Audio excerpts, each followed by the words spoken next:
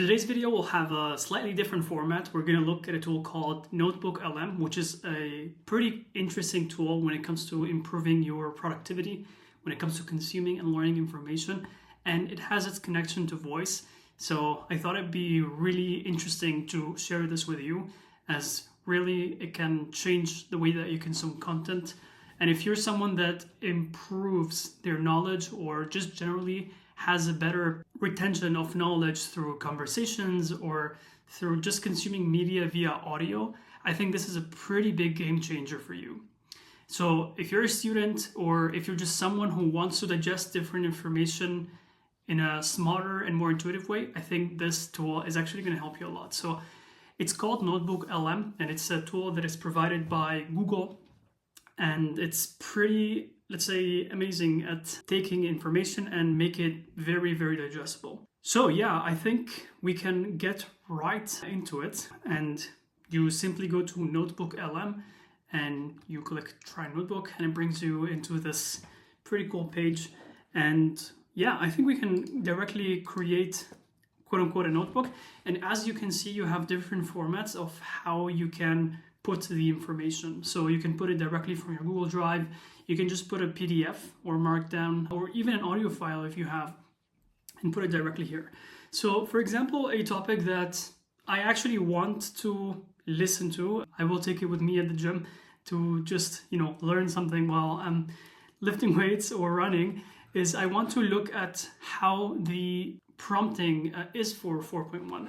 So for example, I was looking at this prompting guide that ChatGPT actually released. It's actually funny that we're putting prompting guide in Google from ChatGPT because these two companies are competing. But anyways, so what I would do is, for example, I would copy the link here. I just quickly copied it, and then we go back to NotebookLM, we go to website, we paste it here, and boom, we are pretty much done with the adding. So you can also combine different sources of information. So for example, if we go to topics in this case, I wanted to learn about, maybe let's see, agents, RAG. Yeah, that's actually a topic that I need to look into and I want to learn. So more videos are coming soon, hopefully after I learn about it properly.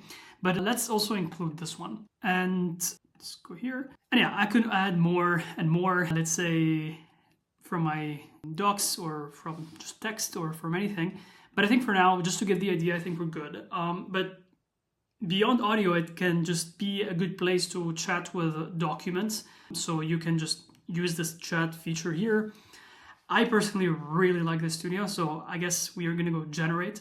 But I really like the studio feature just because it gives you this possibility to digest information in a very, let's say, smart and interactive way, which pretty groundbreaking, I think. So yeah, let's let it cook. Let's wait until it generates the audio, and then we'll get back to the video. All right, so here we are. It pretty much built our audio as GPT 4.1 prompting guide. And as you can see, you can output this or actually create a link if you want people to kind of come and join. But what you can do is actually download it and have it as an MP3, which you can bring into your phone. That's what I do, at least. I bring it into my iPhone, simply airdrop it, and hey, it's there ready to be consumed. They're working on a pretty interesting feature as well, which is the interactive mode.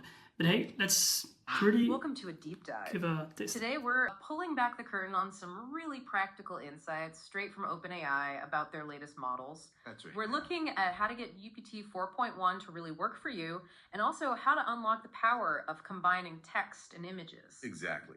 We're digging into two key sources from just add a conditional instruction. Something like, if you don't have enough information to call the tool, ask the user for clarification and the very end of the provided context. Yeah, as you can see, that was pretty thorough, let's say, audio. And yeah, I just wanted to give you a quick taste of how it looks like.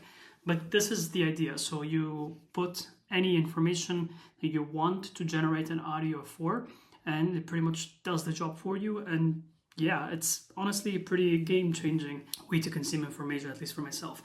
Yes, I wanted to have a look at this interactive mode, and what we can do is you pretty much can join the conversation.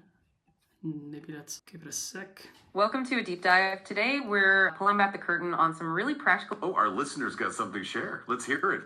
Yeah, I wanted to see if you guys know anything about the difference between prompting for 4.1 and 4.0. Absolutely. That's a great question, and it ties directly into what we were just about to discuss. Yeah, it really hits at the core of getting the most out of this new model. The guide we're looking at actually spends a good amount of time on that. What's fascinating here is the emphasis on how GPT 4.1 follows instructions much more literally than its predecessors. Okay, let's unpack this. So 4.0 might have tried to infer. Yeah, as you can see, you can pretty much come into the conversation, and if you have any questions, you can just directly go and ask them, which is a pretty insane way to just make, any questions that you have already answered directly in the conversation. So yeah, that's pretty groundbreaking. I'm very happy about, let's say, this tool, because I'm using it now to go through a lot of things that I need to learn. So yeah, helped me quite a bit. Okay, so I hope this was a helpful, quick video for yourself. And yeah, please go use this. And let me know if you found any other use cases that might not be very obvious from the beginning. That's it for now, and see you in the next video.